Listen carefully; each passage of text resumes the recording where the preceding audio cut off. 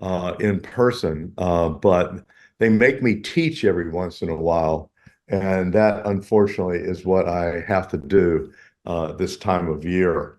Um, I also apologize somewhat for the topic of this talk, because it's not really about responsibility. I think it will raise questions about who is responsible for various decisions that might be made. But it's really more about decision making. So at least it fits that part of the theme of this workshop or conference. Um, what I'm going to talk about is how we can use artificial intelligence to make decisions that meet human moral standards. Uh, this is a project that I've been working on for several years with a whole bunch of people. I've got pictures of some and names of others. The top row is professors, the second row is postdocs, the third row is grad students, the fourth row is undergrads.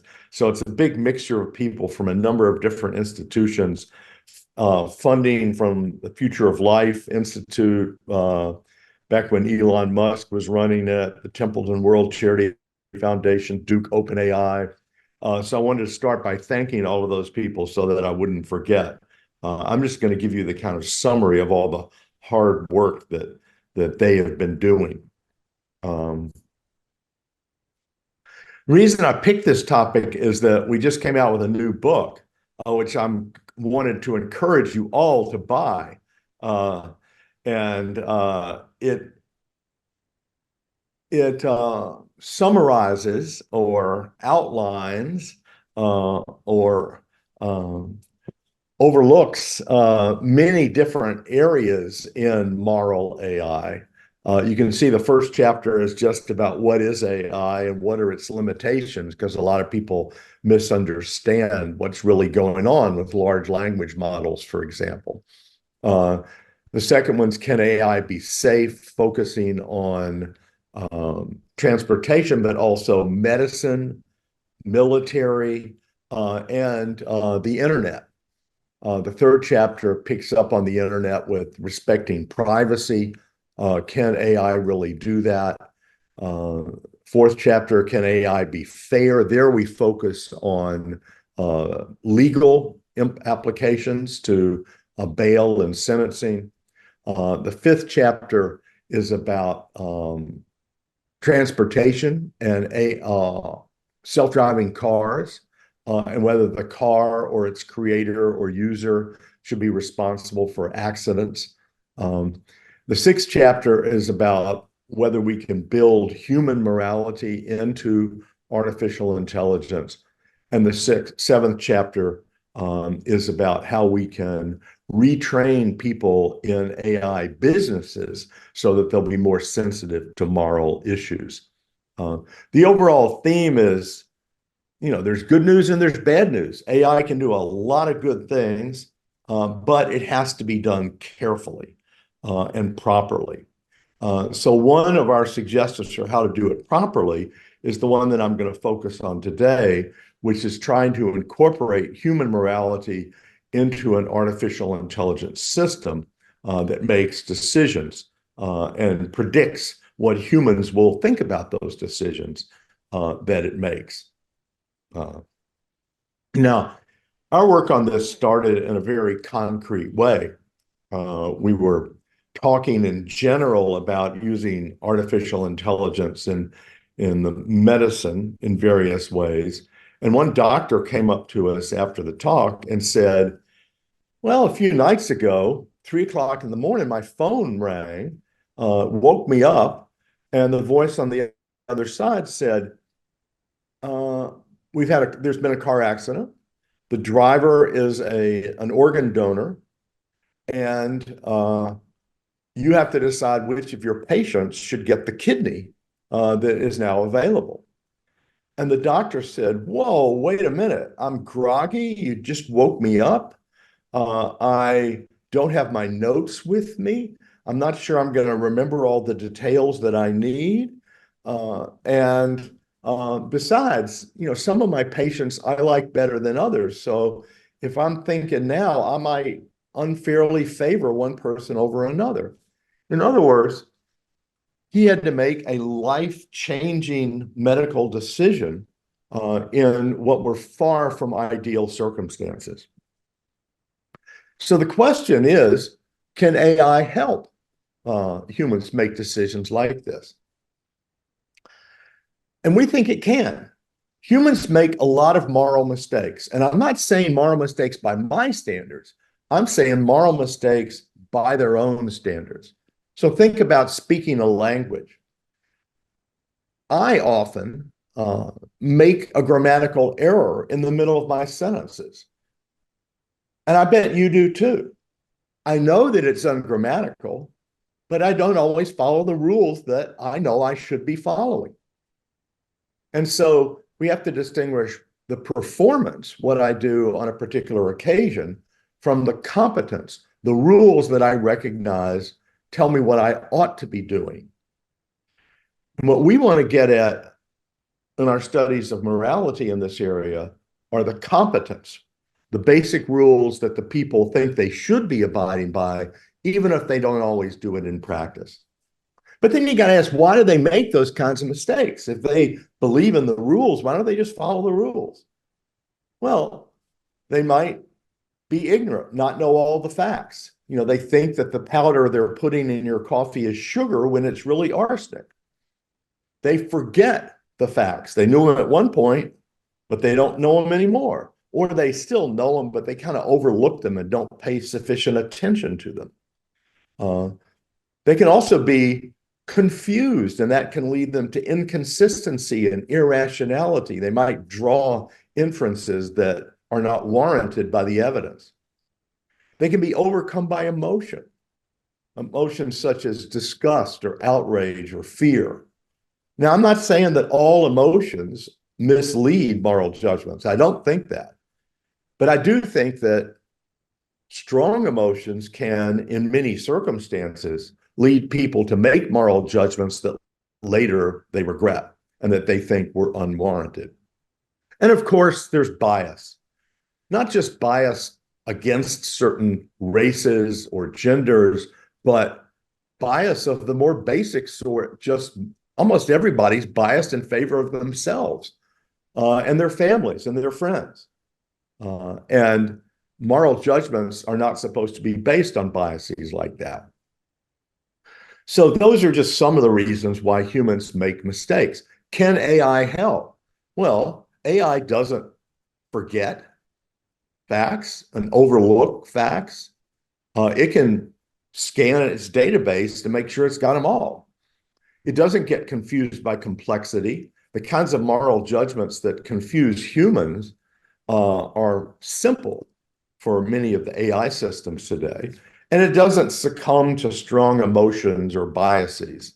We'll talk about biases later, so that's a problem, but at least it's not getting overcome by emotions. So not that it will ever be perfect, but maybe we can reduce human moral errors by building human morality into an artificial intelligence system. Let me add also that by doing this, we can learn more about human decision-making itself and how morality fits into that decision-making, because we can look at the computations behind the decisions that the AI makes. And when the outcomes, the decisions mirror the humans, it can tell us what to look for in humans to see whether or not they're making those same computations. But how are we going to do this? How are we going to build morality into artificial intelligence? Well, there are lots of different methods. You know, the most obvious way would be top-down. You just name some principles. So we're taking Beecham and Childress's principles of medical ethics here. Beneficence, non-maleficence, autonomy, and justice, and just program those into a computer and then apply them to the cases by adding the facts about the cases. This obviously isn't going to work. One reason is, why would we use these principles instead of others? Utilitarians think these principles are nonsense. Kantians are not in favor of these principles either. And so different people are going to have different principles. And who gave you Beauchamp and Childress the right to impose your principles on other people? Secondly, how can we interpret these principles when they're so vague? What exactly counts as justice? Well, when you try to program a notion like justice into a computer, you get 20 or more computational methods of determining justice or fairness. And so you need to pick among them in order to build it into the computer, because the computer requires a level of precision that moral theory rarely achieves. And finally, how can we resolve conflicts? So let's take autonomy and beneficence. This person gets to decide their own treatment in a medical case. They ought to have some autonomy or control over their own life. And yet, maybe what they choose is not going to be beneficent to them. It's not going to promote their own welfare. Well, then what do? You can't just say, follow all the principles. That's not going to help you know what to do when they conflict. So this method, it seems, is not very promising. And some people have tried to build it into computers, but in the ones that I've seen, it just doesn't work. Now, another method, which is often suggested by recent developments in artificial intelligence, including large language models, is to get participants' own descriptions of moral problems and their judgments about which acts are morally right or wrong in the circumstances that they describe. And then you use one set of these descriptions to train a model, test it on a separate set, and then use that model to predict human judgments in cases that they haven't talked about yet. Okay, fairly standard machine learning type method. And large language models such as ChatGPT, but many others now, use this type of method, but they use many other kinds of text. They use emails and blog posts and online purchases and so on to interpret people's values, and then use that to predict their human judgments. But there are problems here too. First of all, the large language models use a lot of irrelevant text by people who are ignorant. They don't really understand the situation, or they're biased. Remember, in ways that they themselves abhor. Irrelevant text because they're looking at online purchases to determine what should be done in this medical case. And it's just not clear you can get from one to the other. Secondly, how the person describes it is going to very much change what the prediction is of their judgment. I have an and the over there because it turns out that whether you use indefinite articles like an in English, it's going to predict different judgments than if you use definite articles like the, because different people tend to go with one type of article as opposed to the other, and that can help predict which moral judgments you're going to make. But notice that if you base your predictions on that type of feature of the language, then you're not going to be able to find out why the act is wrong, because it's not wrong because you used an instead of the. That's not a reason that you would give or that anybody would recognize as a reason. So it might predict your judgment, but it's not going to say why the act is wrong. And finally, the basis for the prediction is not interpretable. And this leads to problems such as, when problems arise, you can't fix them, right? You don't know what exactly went wrong. So when it yields the wrong interpretation, you don't know why. You can guess, but it's going to be very hard to figure out for sure. And also, people can't defend themselves. So if the doctor says, this patient gets a kidney, not you, at 3 o'clock in the morning, remember, then if the person asks, well, why didn't I get the kidney? You can't say. It's just, that's what the computer said. And that type of opacity, I think, leads to a lot of problems of justice. It's unfair, okay? So as a result, what we argue is that we need a hybrid method for understanding moral decisions and judgments. We have to move both up and down. So we want to make minimal theoretical assumptions so that the other people who use it won't say, well, I don't like your theory, you got to use mine. And then we need to use judgments about which features matter and which do not. Well, the reason we do that is to make it interpretable, because if they tell us which features matter, we can say because of these features, that's why we made the prediction. And we need to look also more specifically at how much each feature matters and how they interact in complex ways. We do that by looking at conflicts, okay? And this method, which by the way is based on Bernard Gert's moral theory to a certain extent, it enables artificial intelligence to judge not only which acts are wrong, but also why, because it can cite the features and how they interact. Okay. Now, I'm not going to tell you how to do this in all cases, because morality is just way too complex and deals with way too many different types of things. But we've been working on a pilot study which looks at kidney transplants. I have that little figure over on the right there because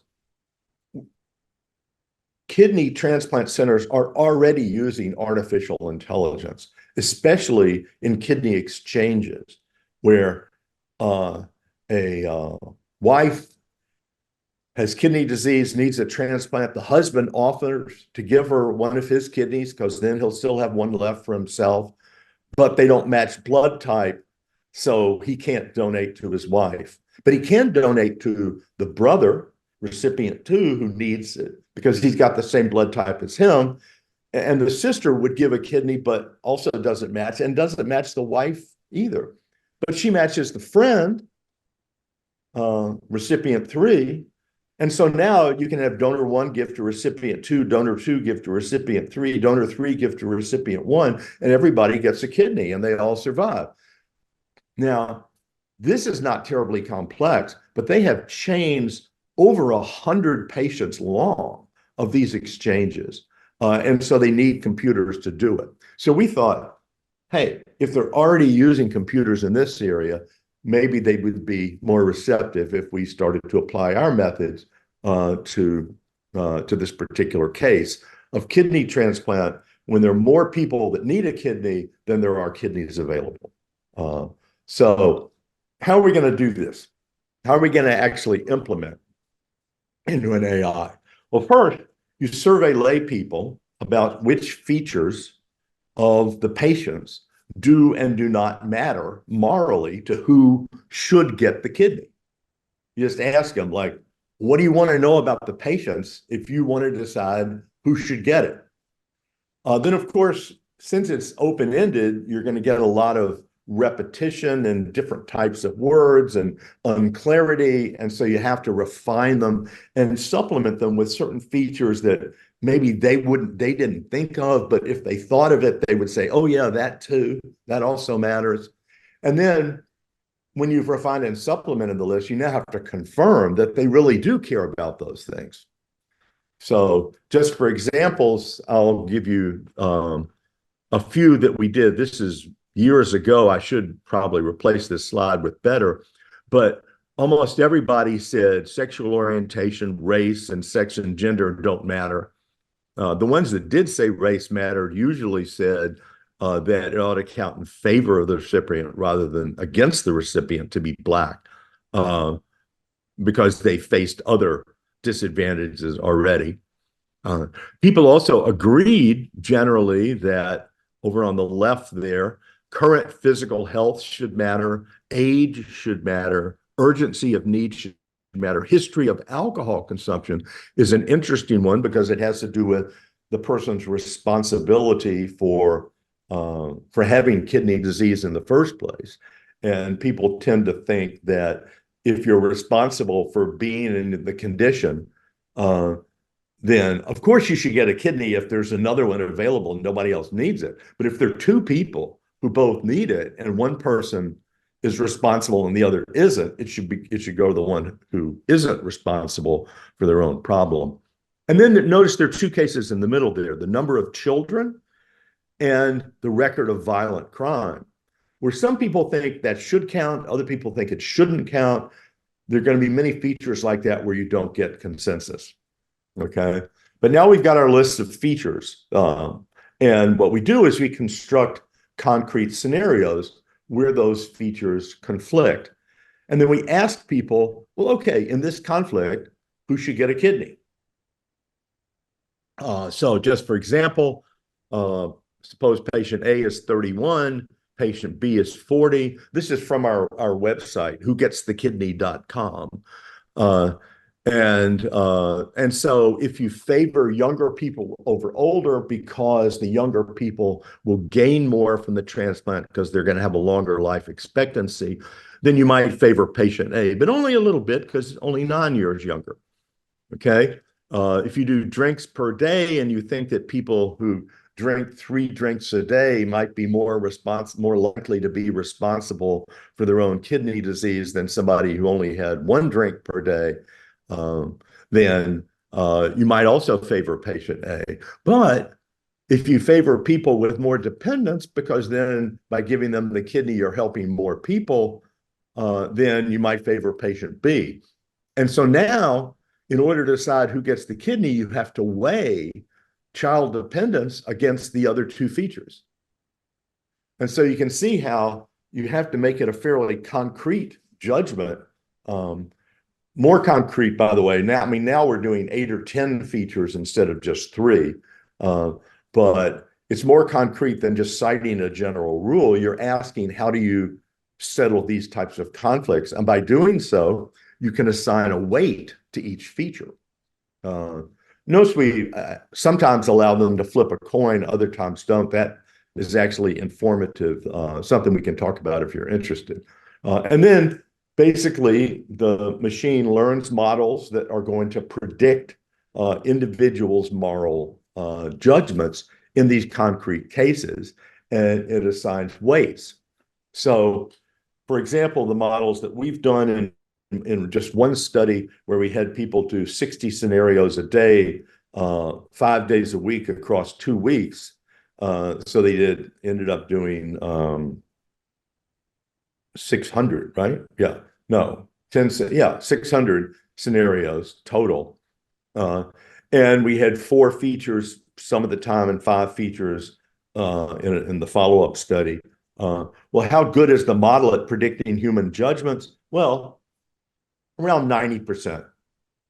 If you train it on 70% of the data and test it on 30% of the data, and you randomly pick which 70 and which 30, then you end up getting around 90% accuracy in the model predicting the human moral judgments. Now, of course, we can now aggregate. So far, it's just individuals, right? So this particular person answered 600 of these, and now we can predict what they would say in a subset of those. And that's not going to tell you about groups, though. Suppose there's a hospital ethics committee. Well, if you have this data for each member of the committee, you can predict what each one will do, and then you can predict what they will do as a group, what they will vote as a group. And you can compare the moral judgments of individuals and groups. So we can find, for example, how people in North Carolina, where I live, are different from or similar to people from Rio de Janeiro, where many of you live. And so we can compare the algorithms which best represent the means of the groups. And we can better understand the differences either between 2 individuals or between 2 groups of individuals. And so the hope is that this method will not just be useful in an actual medical setting, but that it will also give us some better understanding of the differences that between the moral judgments of different individuals and groups. Now, of course, this is very limited. We need larger representative public samples. We're just about to launch a new study that will gather a much larger group that's representative, at least for the US, in various demographic categories. We need samples of experts, doctors, nurses, stakeholder groups like patients and families and advocacy groups, Those are harder to get, and so we've been waiting to get those. And we need samples from other countries. So if any of you wants to run this in Brazil, just let me know. I'd love to talk to you. Um, and so then the idea is that we could have, better data from a larger group of people. There'll still be differences between the countries, but I'm not sure that's a problem. I mean, if the kinds of judgments made in Brazil are somewhat different from the judgments made in the U.S., then Brazil can have its way of doing it, and the U.S. has its way of doing it. But that doesn't mean that there's anything wrong with either of them, nor at least not necessarily. Now, there's an obvious objection to this whole method, which is you can't determine morality by vote, right? And why not? For the very reasons I mentioned earlier. The humans are biased and ignorant and inconsistent. And if humans are like that, they're going to be like that when they vote. And so it doesn't really reflect their competence. It only reflects their performance, using the distinction that I drew before. So what's the answer to that? Seems to me that the answer to that is that we can correct for the types of errors that people typically make. First, let's talk about ignorance. If somebody puts white powder in your coffee that they think is sugar, but it really is arsenic, that doesn't mean that they hated you. That doesn't show that that they value you dying. It's only when their judgments about what they should do and their actions in light of those judgments are based on accurate information that it reveals what they really value. And the same thing applies to controversial moral cases. My favorite example is Thurgood Marshall, discussions of capital punishment in the 70s. In the first case, Furman, which was 1972, Furman versus Georgia, a state in the U.S., he claimed the question was before the court is capital punishment constitutional? And one of the standards, not the only standard, but one was whether capital punishment violated what were called contemporary standards of decency. And defenders of capital punishment said, of course it doesn't violate contemporary standards of decency. Just look at the bottom left. Look how many states allow capital punishment. The majority of states and the majority of people. Something like 70% of people at the time thought that capital punishment was acceptable. But Marshall said, no, that doesn't reveal their true values. What reveals their true values is what they would say if they knew what was going on. And he claimed that if they were better informed about capital punishment, the sentence in yellow, then they would consider it shocking, unjust, and unacceptable. Now, at the time in 72, that was just a guess. He thought so, but he didn't have any evidence. And Austin Serrett and Neil Vidmar down at the bottom did a study that was published in 1976, but that they gave to the Supreme Court before then. And what they showed was that when you correlate people's attitudes towards capital punishment with their accuracy in taking, when they're asked questions about capital punishment, did they get the answers right? Then the people who knew more were more opposed. And when you manipulated their information by giving them more information about capital punishment, then that made them more opposed to capital punishment. And so our hope is that we can use methods like those to project what people will say about the kidney allocations when they're better informed about those. Marshall turned out to be right, and we hope those methods will point us in the right direction in correcting for ignorance. Just for example, when I started this, I had no idea how many hours a week a patient spends on dialysis when they're waiting for a kidney. I thought maybe it was, 4 or 5. But it turns out sometimes it's 6 hours a day, 6 days a week. And that makes a lot of difference about whether you can hold down a job, whether you can take care of your children. Makes a huge difference to a lot of things that might lead people to put more weight, for example, on people with children, because they're not going to be able to take care of their children while they're waiting for a transplant. So I don't know whether that will change things, but that's what we need to do, is to see how much information is correlated with putting a certain weight on a certain feature, and manipulate the information to see whether that changes how much weight people put on a certain feature. And then we'll be able to correct for their ignorance of the situation. Next, bias is obvious. I mean, everybody knows that actual human moral judgments reflect many biases: racism, sexism, homophobia, and so on. We're particularly interested in bias against refugees, for example. Now, a partial solution to this is, remember that when we asked which features matter, we asked them which features do matter and which features don't matter. And so if you ask them that, you can just leave out the features that don't matter. So remember, on the website where you had patient A and patient B, you had no idea whether patient A or B was black or white or male or female or refugee or not, gay or straight. You don't know any of that stuff. So if it's not there, then you can't use that information to determine the allocation of the kidney. But of course, there are indirect proxies. Postal code is one of the most famous that they sometimes use in government studies. But postal code is going to be correlated with race as well as socioeconomic status. The one for kidneys is diabetes.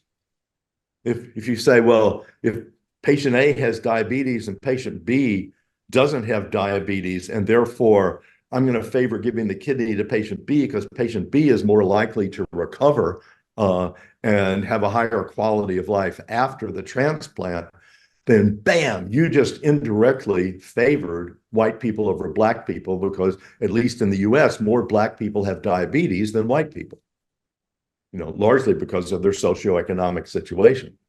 Okay. So how do you solve for that kind of problem? Well, what you do is you measure how much bias there is.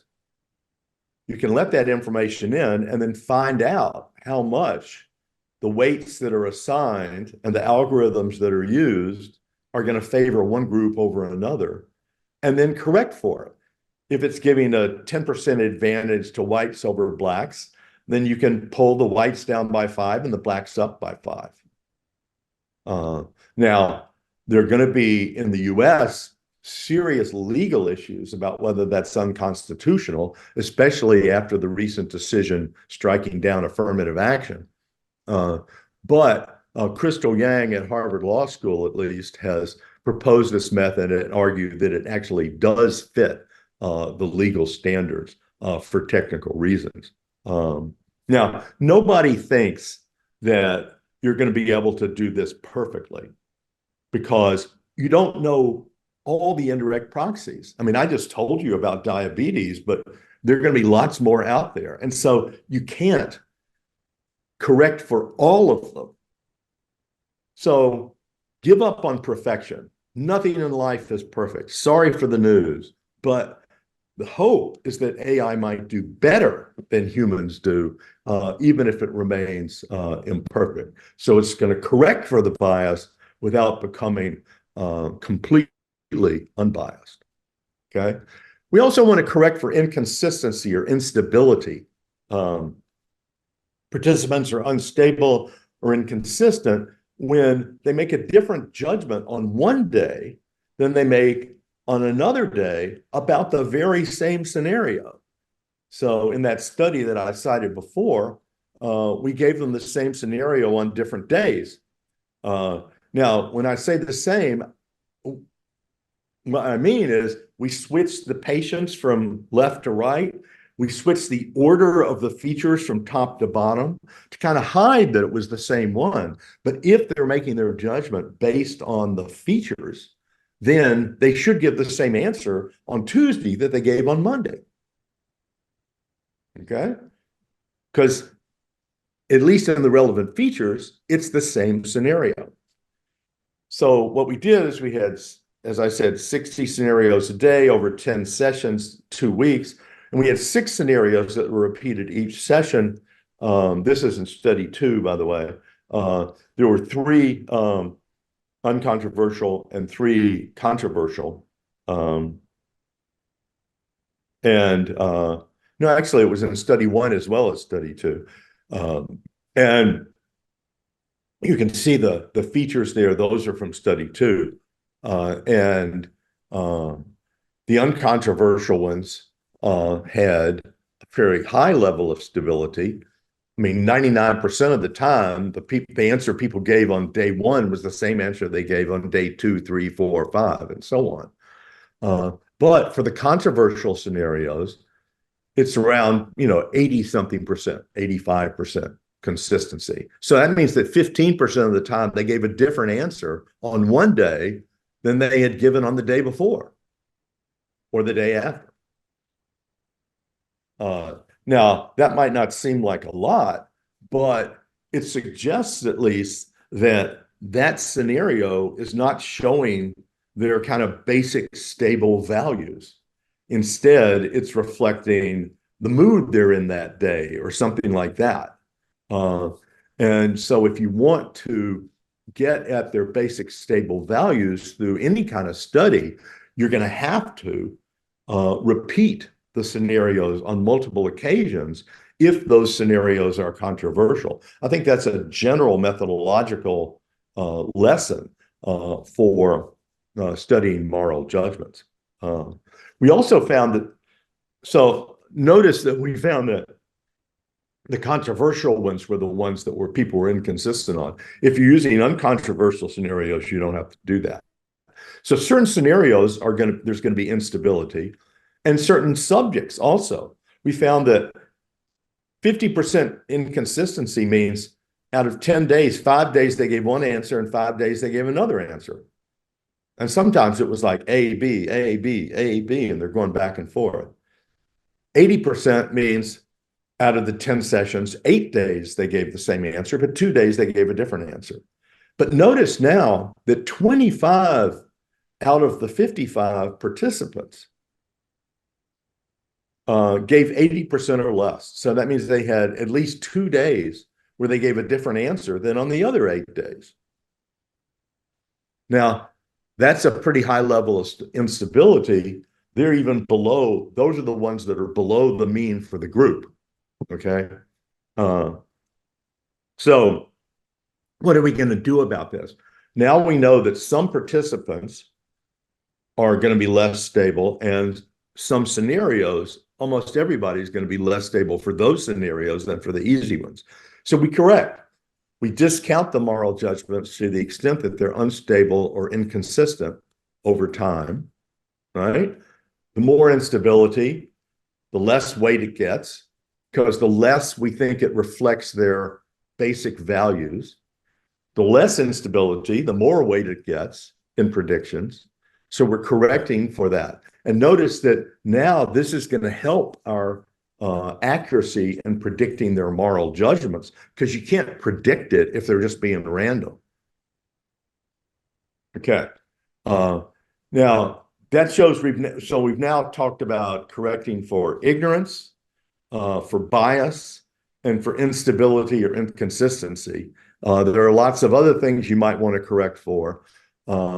But let me go back, take a step back and ask the general question, why do we want to correct in this way at all? Well, we think that artificial intelligence should be designed to align with what humans would prefer if they were more informed and rational and impartial, rather than with their actual preferences. Because it's those informed and rational and impartial judgments that reflect their true values, assuming that, that they the impartiality is something that they want, that's part of their value, and people are violating their own rules. Okay.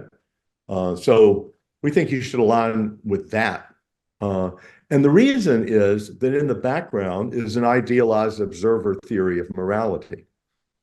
Here's my kind of general formula for an idealized observer theory. Whether a target, like who should get the kidney, right? That type of moral judgment, or like giving the kidney to patient A has a moral property, it should be done, right? Is determined by how observers under idealized circumstances, like if those people were more informed, rational, and impartial, how they would react to it, whether they would endorse that judgment. And determined there doesn't mean metaphysically constituted by or linguistically, those are the, semantic truth conditions or anything like that. It just means it's evidence. The fact that many people would, if they were more informed, rational, and impartial, favor giving the kidney to patient A, then that's evidence that we should give the kidney to patient A. It's not proof. It's not going to be perfect, but it's going to be evidence. Okay. So that's the method that we have in the background. And this general method, which I've been describing for kidneys, also applies to other types of situations as well. So let me tell you about extending it to dementia. One of our new projects is to apply the same formally similar methods to a different medical case. When someone gets first diagnosed with mild cognitive impairment and are told that we predict that it's likely that in 10 years, maybe 15, maybe just 5, you're going to become incompetent to make medical decisions for yourself, they often name a surrogate, a close family member or a friend, to make medical decisions for them when they become incompetent. There are a lot of problems with that, even though it's the most common method today. In the US, I assume similar things go on in Brazil, but I haven't looked into that. Sorry for that. But in the US, at least, people have done studies. Would you want to be resuscitated from a heart attack under the following circumstances? And they ask the surrogate, the close family friend, including maybe a spouse, who's been married to them for decades, ask them what would they want, and then they ask the person, what would you want? And the spouse gets it right about 2/3 of the time, when random would be 50% of the time. So they're just not doing very well. And in the difficult ones, it's even less than 2/3 that they get it right. So that's a problem. If you want your wishes to be furthered by the treatment, and if you want to get the treatments that you want to get, then it doesn't look like you can depend on a surrogate. Moreover, when surrogates have to make decisions like this, studies have shown that over 50% of them suffer symptoms of PTSD, not always full-blown PTSD, but very long-lasting, serious medical problems, having to make a life and death decision for a loved one. So how are you going to get more accuracy and less emotional turmoil? Well, you turn to AI. While the patient has only mild cognitive impairment, you ask them what matters to them, which features matter, and what they would do when those features conflict in a series of scenarios. You then build a patient preference predictor, that's what a PPP is, to predict the patient's preferences in new situations, having been trained on some. You test it against their actual preferences while they're still competent, even though mildly but intermittently cognitively impaired. You can compare the predictions of the PPP AI to predictions by their family members, their likely surrogates, their doctor, whoever you want to compare it to. And by the way, you wouldn't just do it once. You could repeat it every year as they become used to their conditions. Maybe their values are going to change. see what they think, and then you let the patient choose how to use the PPP. I mean, obviously they choose whether to participate at all, but then they can say, well, when my surrogates make the decision for me, they ought to refer to the PPP. They ought to look at it and see what it says. They don't have to follow it. Or you could say, when the PPP says there's a 90% chance, the probability is over 0.9 that the patient would not want to be revived, then you go with the PPP. But if they say, its probability of being accurate here is less than 0.7, then maybe you say now the family can come in. But maybe the family has to give a reason to go against the PPP. There are all kinds of ways to use it. And our idea is make it available, let the patient choose whether to use it at all, and if so, how to use it. Okay, so this is just another medical example, which we can talk about if you want. We're actively working on this one now. But there are other possible applications as well. Everybody wants to talk about the moral machine. And so I'll say, yeah, you could use similar methods in the moral machine data and do it. I find this very unrealistic myself because, notice that the people on the side here, if you haven't played with the moral machine, you should, but it's still unrealistic. Because notice it says, that the people who are crossing against the light are a female doctor. How do you know she's a doctor? And a female executive. How do you know she's an executive? Right? And sometimes it's athlete and stuff like that. Nobody's going to have any idea who these pedestrians are in the real situation. And so I find this one unrealistic, but you could use our methods here if you wanted to.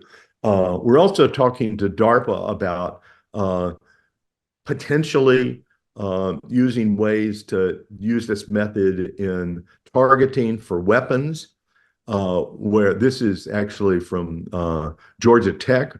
Ronnie Arkin is doing this already. And so we were just proposing using our methods within his general framework. The idea is that, look, autonomous weapons are coming. I don't like them. You might not like them, but they're going to happen. And if they're going to happen, we want them to be done right. And by building morality into them, we can actually reduce the impact on civilians. So, for example, if the target, say a terrorist in a van, is right next to a hospital or an apartment building or a taxi stand, then wow, those people are going to get killed if you send the missile in at that point. But if the missile says, wait, I can predict that 10 minutes from now they're going to be out in an open field where nobody will get hurt, then it can wait. But humans are less likely to wait than an AI because it just can't do the calculations that fast. And the AI then might end up saving the civilian lives by waiting to take out the target at a time when fewer civilians will be killed. Another application is to criminal law in pretrial bail or pretrial release without monetary bail or with monetary bail. The idea is that you've got to decide between bail or not bail, and you look at the morally relevant considerations, you put in the facts, and then you see how those get weighed against each other. You could do the same types of moral calculations as with the kidney. I hope you can see how it's parallel. I can talk more about these. I'm really just throwing them out there to see if anybody wants to talk about them. But the general method we call artificial improved democracy. It's democracy because we're actually using people's values as shown through surveys. It's improved because we're correcting for the kinds of errors that people make. And it's artificial because it's built into an AI system. And we would just use the same method. You survey people, refine their features, confirm, construct scenarios that conflict, ask them what they would do in conflict, correct for errors, extract models, aggregate, and compare. That's just repeating the list of steps that I already went through. So So just reminding you of the general method. Um, Let me make clear what our goals are in all this, and then I'll stop and take questions. We're not trying to tell people what's really morally right. You can be a realist, you can be a relativist, and still endorse this method, because we're not trying to determine or prove that it really is right to give the kidney to this patient. That's not the goal. Our goal is also not to replace doctors or surrogates. Okay, maybe these tools will be used as supplements or aids. I sometimes like to think of them as a moral GPS. It keeps you from making the wrong turn in your car. Well, this keeps you from making the wrong decision in an ethical problem. Uh, but the GPS doesn't get rid of the driver. You don't have to follow the GPS. If you think the GPS is leading you astray, you can go some other way. It's up to you. The goal is really to help humans make fewer mistakes. Not no mistakes. That's ridiculous. You're never going to avoid all mistakes, but let's help them make fewer, and also to better understand how humans make the decisions that they make, and the moral judgments that they make. So I hope those goals are sufficiently modest to suggest that at least this method might have something to be said for it. So with that, I'll stop, and I'm happy to take any questions.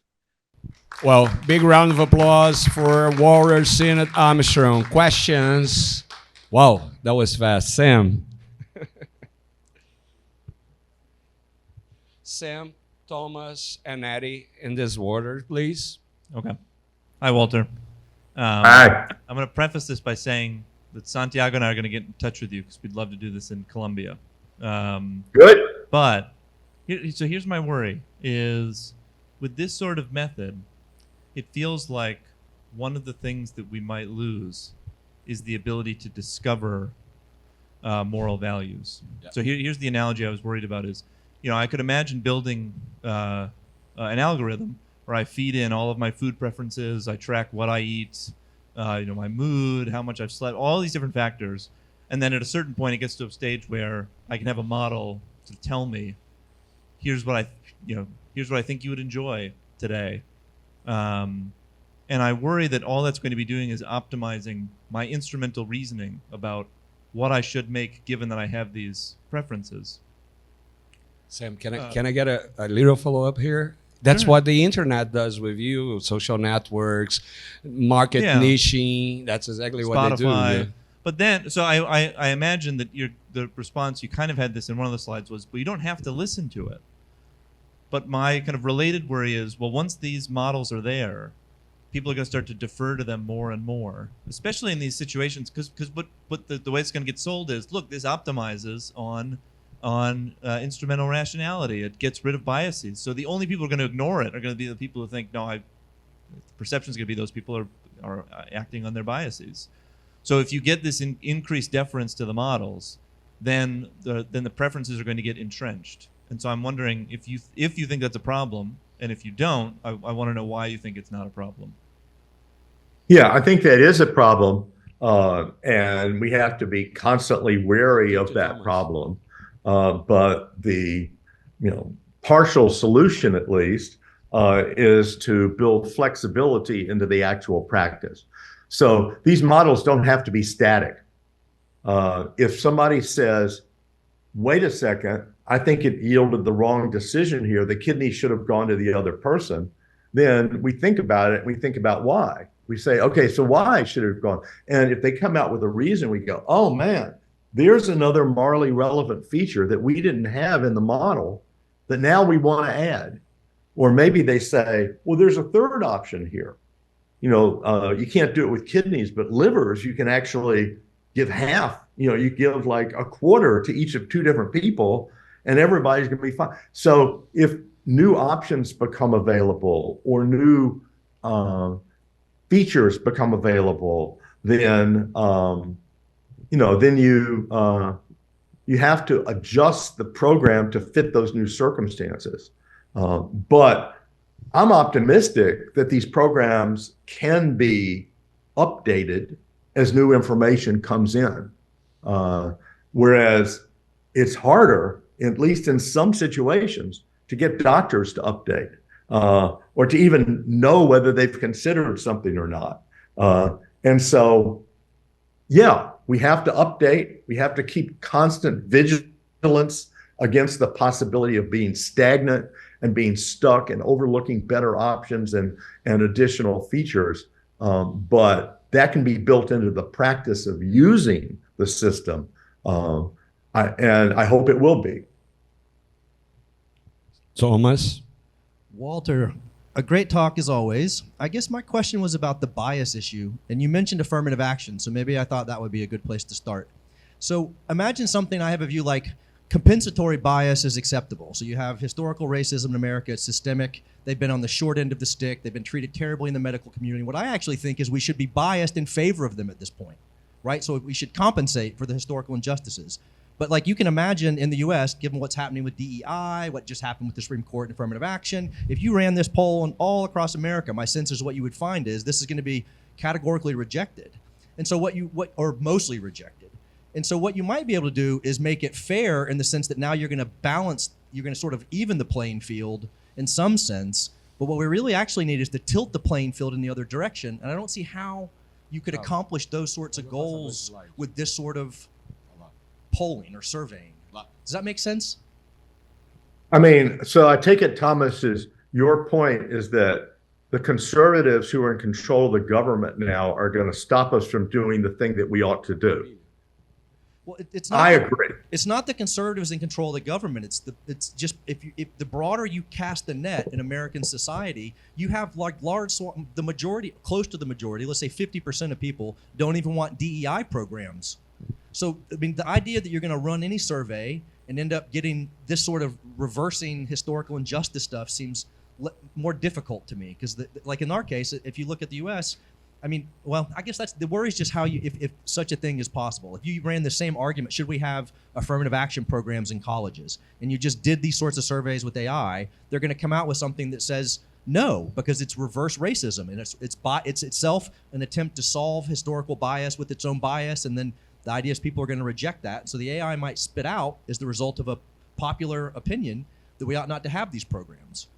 I guess so, and I don't know how you get past that concern when we're dealing with things like entrenched bias and entrenched racism, how you actually overcome it rather than just trying to bridge the gap, but sometimes you might actually have to overcompensate in the other way. I don't know if that makes sense. So maybe I'm more optimistic about this particular method than you are. First of all, the goal is not to overcome entrenched biases or historical injustices. That would require a lot more than this program could ever do. What this program is doing is it's trying to not favor either race over the other. And in a way, that's aligning with conservative views of affirmative action. They don't want to give preference either way. So if we say we have to build a program to make sure it does not give preference either way, then they might actually be amenable to it. Now, notice that a lot of it is how it works in practice is going to depend on the level of generality at which you cite things. You can say, we're not going to consider race. Well, look, the justices on the Supreme Court who spoke out against affirmative action, that's exactly what they wanted. You're not going to talk about the race of the patient, just like you're not going to talk about the race of an applicant to college. So it's not clear to me they wouldn't do it. So now when we get to the proxies and we say, okay, we shouldn't mention diabetes in particular, because that's going to disfavor Black people, then you go, yeah, so now we shouldn't say what the particular health problem was. We should say, has a pre-existing health condition, that will reduce the success of the operation. If that's why it's important, then you talk about probability of success without mentioning the underlying cause. of why the probability of success is that way. Again, I don't see that as incompatible with the Supreme Court's reasoning in the recent affirmative action case. So you're absolutely right that it's going to be a tricky question. And, will the Supreme Court, as it's currently constituted, listen to reason? As I give my arguments for why they ought to allow this, I don't know whether they will or not. But it doesn't seem to be out of line with the kind of reasoning that they allow in college admissions, because they want the race not to make any difference one way or the other, but instead other things to matter. Anonymous, please.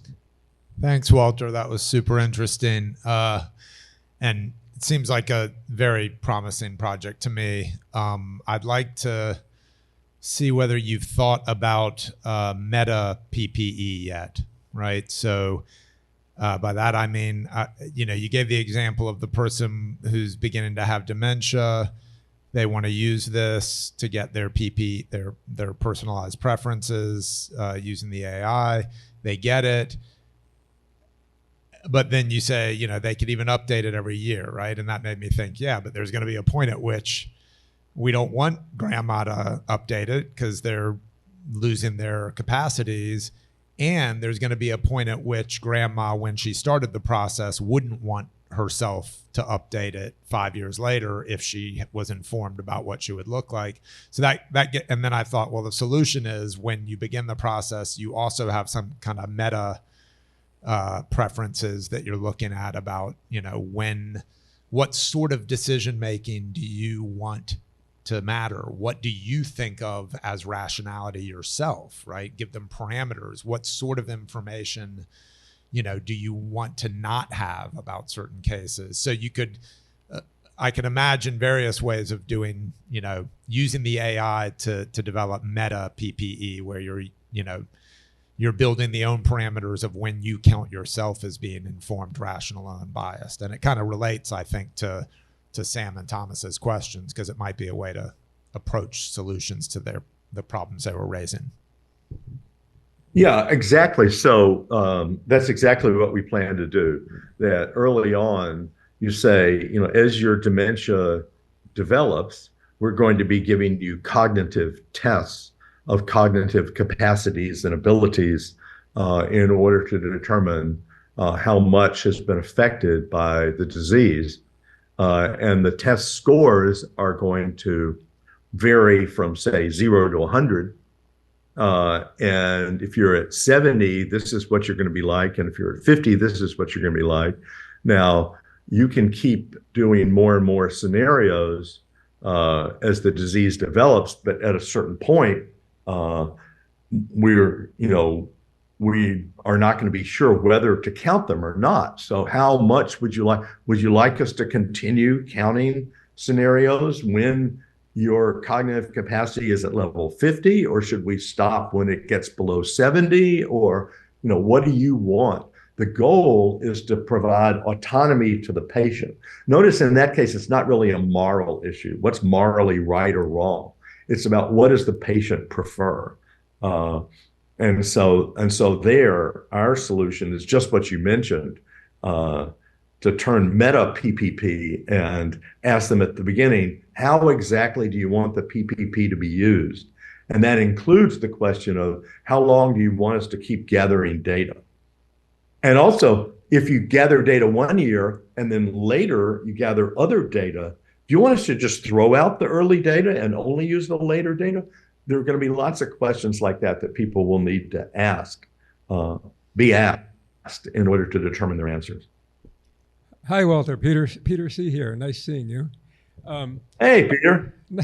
So I guess my worry is who gets to make the final call on what counts as what a reasonable person would decide if they had better information. Take the case of, I imagine, that Facebook and these other, Twitter and so forth could impose a kind of decision using AI about what counts as hate speech or what should be allowed to be spoken. And I think that depending on who gets to make the final call on that, there's a real danger of sliding into a kind of totalitarianism. So, for example, who gets to decide whether information that is embarrassing for the state should be released or not? Now, if Xi Jinping gets to decide that, of course, it'll never get released. There would never have been a Pentagon Papers, and the Vietnam War might still be raging. Who gets to decide? Is it going to be the NSA or Julian Assange? And so our society often has very deeply conflicting notions of what is right. And so if, in the case of censorship, there's a single algorithm that applies to all instances of posts to X or Twitter, I do worry that we could slide into a kind of totalitarianism. So I guess maybe I didn't make myself clear, but our goal is not to predict what some dictator's views are. It's artificial improved democracy. And so our answer is that, you want to look at what all groups in the society, including those who are affected by it one way or the other, will want, and what they will want if they are informed and impartial. That is, it's not identified whether the group is their group or another group, so they can't favor their group over the other group. I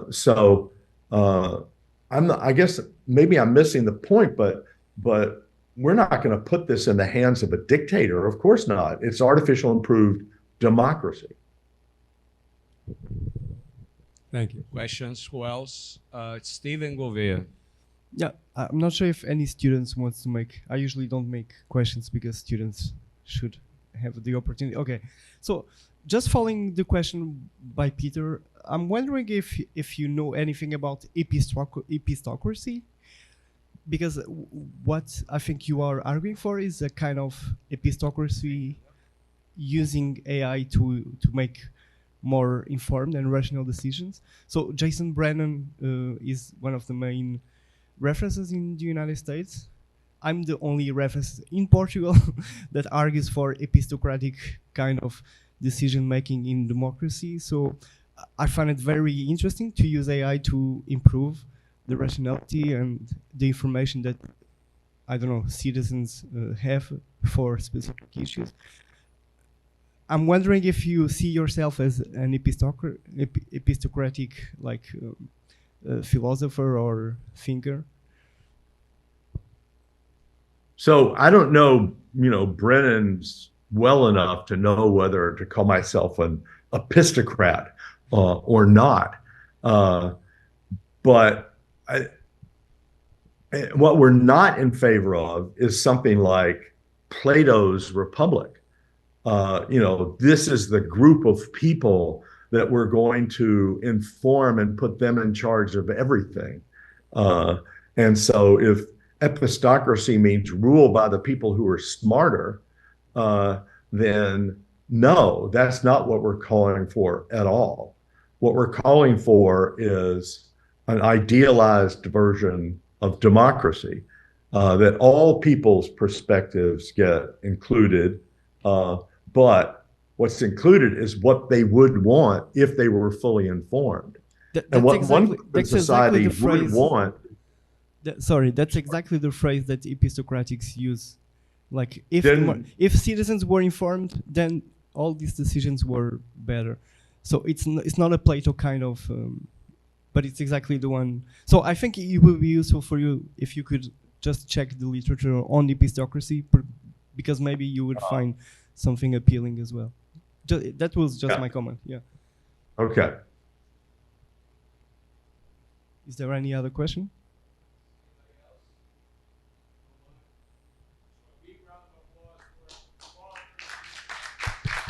So a big round of applause for Miss Walter Sinnott-Armstrong. Thanks a lot, Walter. That was great. Terrific topics. We just thank you again for always supporting this group with your generosity and your clarity. Now, I just wish I could be there in person, because I love Brazil, and I hope I'll be able to come back soon. Well, I'm going to see you in Duke soon. So, okay. That's we're right. going to see each other. See you in May.